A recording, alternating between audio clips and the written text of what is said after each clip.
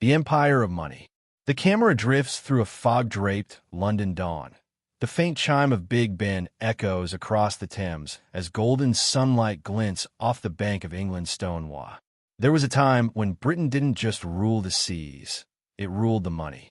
London wasn't a city, it was the world's financial heart. Every coin that crossed continents, every bond that financed a war or built a railway, somehow led back to the square mile, the silent core of the British Empire. Steam rises from a teacup on a banker's desk as ticker tapes rattle with numbers from New York, Calcutta, and Hong Kong. The city of London became a symbol of trust, stability, and power. The British pound wasn't just currency, it was confidence itself. Empires borrowed in sterling, nations saved in it, and dreams were priced by it. But behind the grandeur, something fragile was forming, an overconfidence built on control, not creation. For decades, Britain's power came from trade, colonies, and credit. Its banks financed revolutions and industries alike. Yet, the same web that connected the world to London would one day strangle its dominance. The visuals darken, the ships slow, markets flicker, and gold fades into paper. As the world changed, technology, wars, and new economies rising, Britain clung to the old order, believing its financial crown was untouchable. For the men and women who once believed their nation's wealth was eternal, the fall would feel personal, like watching the sun set on their own identity. This is the story of how an empire of money, built on pride and precision, began to crumble, not with a crash, but with a quiet shift, £1 at a time. The birth of a financial giant. The screen fades and on parchment maps, unfolding, ink-stained fingers tracing trade routes across oceans. The distant hum of ship horns mixes with the clinking of coins, the sound of an empire being born. In the 18th century, as Europe battled for territory and thrones, Britain quietly built something greater, a financial empire. While others measured strength in soldiers and ships, Britain measured it in shillings and bonds. The true conquest was no longer on the battlefield, but in the balance sheets. Visuals of London's bustling docks, merchants shouting prices, and ledgers filling with numbers that would change history. The Bank of England, founded in 1694, became the beating heart of this new system. It financed wars, stabilized trade, and turned debt into power. The pound sterling became more than currency. It became trust itself, a promise that the world began to believe in. And for ordinary Britons, this growing empire of wealth carried pride, a sense that their small island ruled the invisible threads of global fortune. Britain's ships didn't just carry tea and textiles. They carried contracts, insurance papers, and investments. From India to the Caribbean, money flowed back to London, turning the city into the vault of the world. Its docks were arteries, its banks, the heart that pumped wealth across continents. Golden coins spin across the screen, morphing into paper notes and stock certificates. But every empire built on credit carries a shadow, dependence. Britain's rise in finance was dazzling, but it was also delicate. The more it lent, the more it needed the world to keep borrowing. Few could see it then, but the very system that made Britain rich would one day test the limits of its power. The Industrial Revolution. Money meets machines. Steam hisses through iron pipes. Sparks fly from molten metal. A train whistles in the distance as smoke rolls over a waking London. The dawn of a new kind of empire. The Industrial Revolution transformed Britain. What began with coal and steam soon became the foundation of global finance. Factories roared, railroads spread like veins, and cities pulsed with production. For every machine that turned, money multiplied, and London stood at the center, counting every revolution. Visuals of workers in soot-covered factories, investors shaking hands, and stock tickers printing endless streams of numbers. Britain's banks became the engines behind the engines, financing mills, mines, and merchant fleets. Credit wasn't just a privilege, it was the fuel that powered progress. As industries grew, so did the city of London's reach. drawing wealth from colonies and redistributing it through the arteries of capitalism. For the workers who built this wealth with blistered hands, the promise of progress often felt distant, the riches rising like smoke just out of reach. The marriage of money and machines made Britain unstoppable. Railways stitched together towns, factories birthed new fortunes, and the pound sterling became the global language of trade. From Manchester to Mumbai, British finance dictated the rhythm of industrial growth. Steam turns into clouds over a glowing London skyline, both beautiful and suffocating. But with power came imbalance. The empire that once ruled through ships now ruled through credit. Industry had made Britain rich, but it had also made it reliant. Its prosperity was no longer built on gold, but on the promise that the wheels would never stop turning. And when the smoke began to clear, few realized how fragile that promise truly was at the City of London, the world's banker. Horse-drawn carriages rattled down narrow, cobbled streets. Papers flutter from the hands of stockbrokers shouting beneath the grand columns of the Royal Exchange. The hum of deals and destiny fills the air. By the 1800s, the City of London wasn't just British, it was global. Within a single square mile, decisions were made that shaped continents. Governments borrowed from it, empires relied on it, and investors trusted it with their future. The pound sterling was not merely a currency, it was the backbone of world trade. Visuals: bankers signing contracts by candlelight, ships unloading goods marked British East India Company, gold bars stacked in vaults. London's banks became the lifeblood of global expansion. When nations needed railways, armies, or industry, they came to London. Its financiers didn't just lend money, they lent credibility. Insurance firms, merchant houses, and trading companies formed an ecosystem of power where risk was transformed into empire. For the average citizen, it was hard to comprehend that their city, their daily toil, was quietly funding dreams and wars thousands of miles away. The city's strength lay in trust.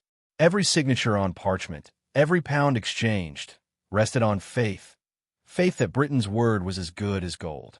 From Buenos Aires to Bombay, London was the final stop in the global flow of wealth. The camera pans upward, from crowded streets to the domed skyline of St. Paul's, glowing in the mist. The gold standard age. Golden light spills across a table of shimmering coins. The sound of metal striking metal echoes through a minting hall. In the distance, a vault door closes with a thunderous boom, the sound of trust being locked away. Tying the pound to gold was Britain's masterstroke. It made the currency unshakable. The world trusted gold, and Britain owned it. In the 19th century, as trade routes expanded and ships carried goods across every ocean, the pound sterling stood as the ultimate promise, every note backed by the gleam of gold. Visuals shift between gold bars stacked in vaults, global trade maps glowing with routes connecting London to Asia, Africa, and the Americas. Under the gold standard, Britain became the referee of global finance. Other nations pegged their currencies to gold, but London set the rules. Investors, merchants, and governments all played Britain's game, where stability meant power and trust meant dominance. For ordinary people, that faith in the pound wasn't just pride, it was identity. A belief that British money was as eternal as the empire itself. The system was elegant, almost poetic, paper for gold, trust for trade. Prices stabilized, commerce flourished, and confidence soared. The pound was now more than a currency. It was a covenant between Britain and the world. The visuals darken slightly. Gold loses its shine. Shadows creep over trading floors. But beneath the perfection lay a silent truth. The gold standard demanded balance that few nations could afford. To maintain it meant sacrifice, deflation, austerity, and pain for the working class. And though Britain's vaults gleamed with wealth, the burden of keeping the system alive would one day prove far heavier than the gold itself. The empire's reach, wealth from every shore. The camera glides over rolling oceans, ships heavy with cargo slicing through misty waves. Spices, cotton, sugar, and gold glimmer under the sun as the British flag flutters above countless ports around. Every colony fed London's banks. India, Africa, the Caribbean, each territory added fuel to the empire's financial engine. The British Empire didn't just conquer land, it conquered economies.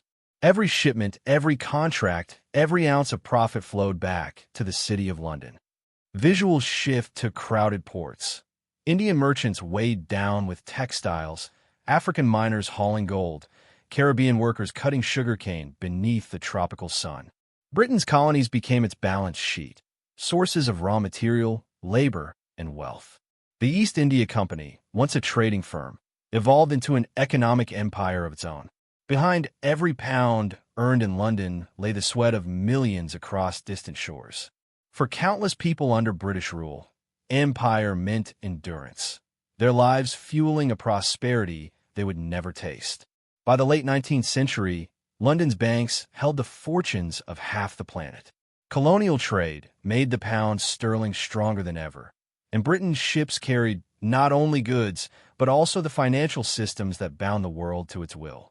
Insurance firms, credit houses, and merchant banks spread British influence far beyond its borders. The visuals turn darker. Maps glow red with imperial territory, but shadows creep across them. Yet, beneath the triumph was a dependency few recognized. Britain's wealth relied on control, not creation. Its prosperity was tied to lands it did not own by right, and economies that would one day demand their freedom. When that reckoning came, the empire's wealth and its illusion of permanence would begin to unravel. World War I, the first wound. The screen fades into black and white. Soldiers march through mud. Cannons thunder, and smoke covers the European horizon. In the background, faint echoes of ticking clocks blend with the pounding of artillery. Time and money both slipping away. 1914 changed everything. Britain went to war with confidence. The empire's wealth, its navy, and its banks seemed unstoppable. But victory came at a price. The First World War wasn't just fought in trenches. It was fought in ledgers and vaults.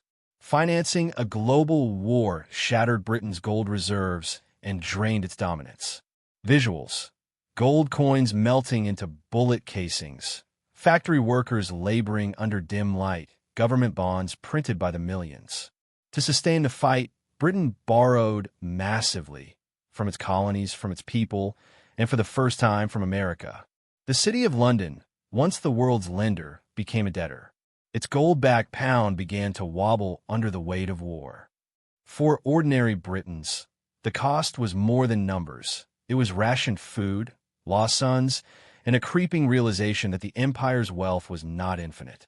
When the guns finally fell silent in 1918, Britain stood on the side of victory, but its economy was bleeding. Factories were exhausted, debts had soared, and the United States had quietly taken its place as the world's new creditor. The global center of finance had begun to shift across the Atlantic. The visuals slow, soldiers returning home to ruins, stock tickers slowing to a crawl, the Union Jack fluttering under gray skies. The empire had survived the war, but its financial heart had been wounded, and that wound would never fully heal. Between the wars, a struggling giant. A clock tower strikes midnight over a quiet London skyline. The war is over, but the silence feels heavier than the noise that came before. Smoke drifts over empty factories, and ticker tapes flicker with fading hope. The 1920s brought hope, and then despair. Britain emerged from the Great War victorious, yet broken. Its debts were colossal, its industries weakened, and its empire, though vast, was beginning to tremble. While the pound fought to reclaim its old glory, a new rival, the U.S. dollar, was already rising. Visuals, weary workers leaving shuttered mills, the Bank of England counting notes, and Wall Street glowing in contrast. A new center of confidence. To restore prestige, Britain made a fateful choice, returning to the gold standard in 1925. But the world had changed. Prices were higher, exports weaker, and American gold now ruled the markets. What was meant to be a symbol of strength became a chain of deflation and decline. For millions of ordinary Britons, pride turned to pain. Wages fell, jobs vanished, and the illusion of recovery slipped through their fingers. Strikes swept across the nation. The general strike of 1926 was more than labor unrest. It was a cry from a nation realizing it could no longer afford its own past. Meanwhile, across the Atlantic, America's factories and banks were booming. The wealth once centered in London now flowed through New York. Visuals fade between empty British docks and crowded American trading floors, the contrast stark and haunting. Britain still called itself the world's banker, but the vault was half empty, and the world had already found a new lender. World War II, the final straw. Sirens wail through a burning London night. The sky glows red as bombs fall, and the streets, once symbols of wealth and empire, crumble under fire. Amid the chaos, one truth becomes clear: money cannot stop war. By 1939, Britain was already broke, but had no choice. The shadow of Nazi Germany forced a nation still scarred from the last war back into battle. Britain entered World War II not as a global creditor, but as a debtor clinging to survival. Its gold reserves were thin, its economy exhausted, and yet its resolve unbroken. Visuals: Churchill rallying the nation, merchant ships crossing the Atlantic under threat, and stacks of wartime bills mounting inside the treasury. To keep fighting, Britain turned to the one country still rich in both money and resources, the United States. Through the Lend-Lease program, weapons, food, and fuel poured in, but at a cost. The empire that once financed the world now depended on another's generosity. For millions of Britons, it was a humbling moment, the realization that the island once ruling the seas could no longer afford its own freedom. As the war dragged on, Britain sold off foreign assets, drained its colonies of wealth, and mortgaged its future to survive. Victory came in 1945, but the price was staggering. The pound had fallen, debts had soared, and the United States had quietly replaced Britain as the world's financial leader. Visuals fade from Churchill's victory speech to empty docks, rationed books, and weary faces looking toward an uncertain future. The war had been won, but for Britain's financial empire, it was the final straw. The crown had survived, yet the wealth that built it was gone. The dollar takes the crown. A flicker of black and white film. Diplomats gather in a quiet New Hampshire resort. Outside, the world lies in ruins, cities bombed, economies shattered. Inside, a new financial order is being built. After 1945, the world needed stability and found it in the U.S. dollar. The Bretton Woods Conference didn't just rebuild the global economy. It rewrote the rules of power. With gold in its vaults and factories untouched by war, America emerged as the only nation rich enough to lead. The dollar became the new measure of trust. Every currency tied to it, every deal denominated in it. Visuals: delegates signing papers, U.S. printing presses rolling, Wall Street glowing against the night. For Britain, this was the moment of quiet dethronement. The pound sterling, once the heartbeat of global finance, now bowed to the dollar. Under Bretton Woods, gold was pegged to the U.S. dollar, not the pound. America's banks became the lenders, its markets the benchmark, its currency the crown. For a generation raised to believe the sun would never set on Britain's wealth, watching the pound fade felt like losing part of their national soul. The Marshall Plan, American investment, and military strength all reinforced what was now undeniable. Financial gravity had shifted west. Britain, still recovering from war, could only watch as Washington replaced London as the world's financial capital. Visuals slow. A British pound note fades into a U.S. dollar bill, symbolizing the transfer of power. The empire of money Britain had built over centuries was now ruled by another, not through conquest or collapse, but through the quiet, irresistible logic of economic might at the fall of the empire. A map of the British Empire slowly fades, the red territories shrinking one by one. The sound of typewriters announcing independence declarations echoes against the hollow halls of Whitehall. Flags are lowered. New ones rise. Colonies gained independence. Trade routes vanished. London, once the world's banker, now had to rebuild from scratch. The wealth that once flowed effortlessly from Asia, Africa, and the Caribbean began to dry up. Each nation's independence wasn't just a political loss, it was an economic fracture. Britain's global network of resources, labor, and markets crumbled piece by piece. Visuals: Indian independence in 1947, African nations celebrating freedom, cargo ships leaving ports empty. The city of London, once at the center of the world's commerce, suddenly stood alone. Sterling reserves collapsed as former colonies switched their trade to the dollar. The Commonwealth replaced the empire, but sentiment could not replace supremacy. For ordinary Britons, the loss was more than geopolitical. It was personal. A generation raised to believe their nation ruled the world now faced rationing, austerity, and decline.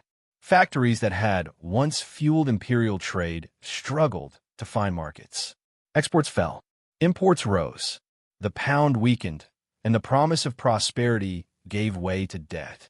By the late 1950s, the illusion of imperial wealth had vanished, leaving behind only nostalgia and struggle. The visuals turned somber: empty shipyards, aging workers, and a London skyline draped in fog. Britain had once financed the dreams of nations. Now it was learning to live without its own. The empire had fallen, not with a war or a revolution, but with the quiet, unstoppable tide of history, the illusion of recovery. 1980s rebirth. Neon lights flash across glass towers. Traders shout over the hum of computers. The old stone heart of London's finance district beats again, faster, louder, brighter than ever before. The 1980s looked like a comeback. Deregulation swept through London, a financial revolution known as the Big Bang. Markets opened, barriers fell, and foreign investors poured in. Suddenly, the city of London was reborn, buzzing with energy, ambition, and money that seemed endless. Visuals: Margaret Thatcher addressing Parliament, ticker boards spinning with new listings, global investors flying into London's new skyline. This was a new era, sleek, global, and unapologetically capitalist. The pound regained confidence, skyscrapers rose where old banks once stood, and the press called it a British revival.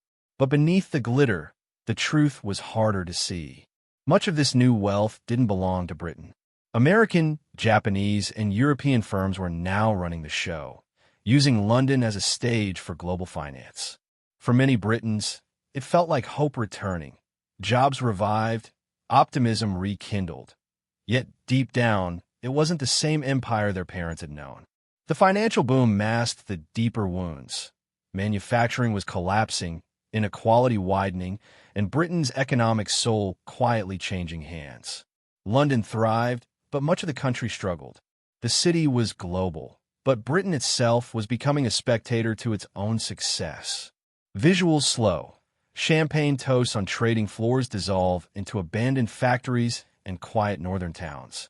The lights of the 1980s shimmered like victory, but they were reflections, not roots. Britain had rebuilt its image, not its independence. The 2008 crash. The mask falls. A cold blue glow flickers across traders' faces. Computer screens flash red. Phones ring, unanswered. The heartbeat of the global economy, once steady and proud, begins to stutter. When the global financial crisis hit, London's illusion shattered. The city that had risen from the ashes of empire was suddenly exposed. For millions of Britons, it wasn't numbers that fell, it was trust. Pensions, savings, and livelihoods vanished overnight, replaced by fear and dis. The mask of modern wealth had fallen, revealing a fragile empire beneath, one that no longer ruled the world's money, but merely followed it. Brexit and modern decline. A cold drizzle falls over Westminster. The Union Jack flutters against a gray sky. Traders stare at screens as the pound's value slips, point by point, into uncertainty. Brexit shook investor confidence. For decades, London was Europe's financial heart, a bridge between East and West, the old world and the new. But with one vote, that bridge began to crumble. Banks, hedge funds, and corporations, the arteries of Britain's financial strength, started moving operations to Paris, Frankfurt, and Dublin. The city's golden era was fading once again. Visuals: office lights turning off in Canary Wharf, moving vans leaving London headquarters, EU flags lowered across financial institutions. Inflation surged. Investment slowed. Trade barriers returned like ghosts from a bygone age. The pound, once a symbol of stability, became a measure of anxiety. Britain was no longer seen as the steady hand of finance, but as a nation adrift, wrestling with its own identity. For ordinary people, the numbers weren't abstract. They were lived reality. Higher prices, shrinking wages, and dreams of stability slipping further away. As global investors looked elsewhere, the financial crown that Britain once wore so proudly began to tarnish.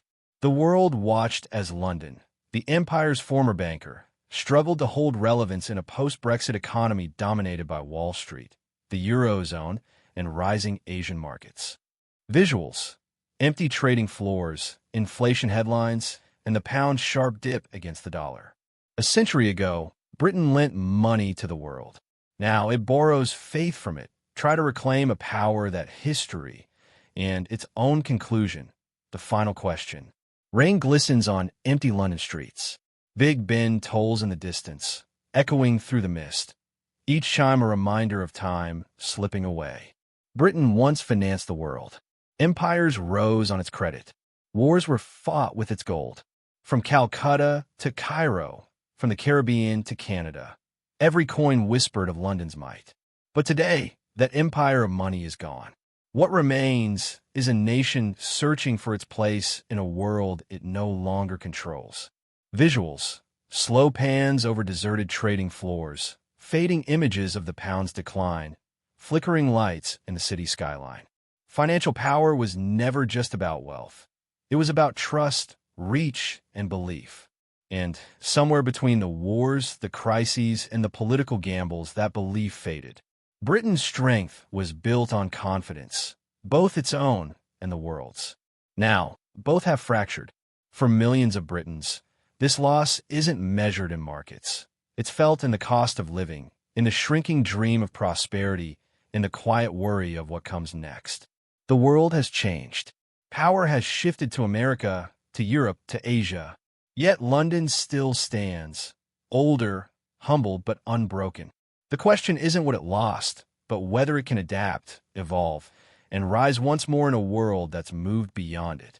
Visuals: Big Ben's clock ticking, lights flickering on across the Thames, a faint sunrise breaking through the storm clouds. History remembers those who built empires, but it also remembers those who found the strength to rebuild them. Text fades in against the dawn. Can Britain rise again? Choices quietly took away.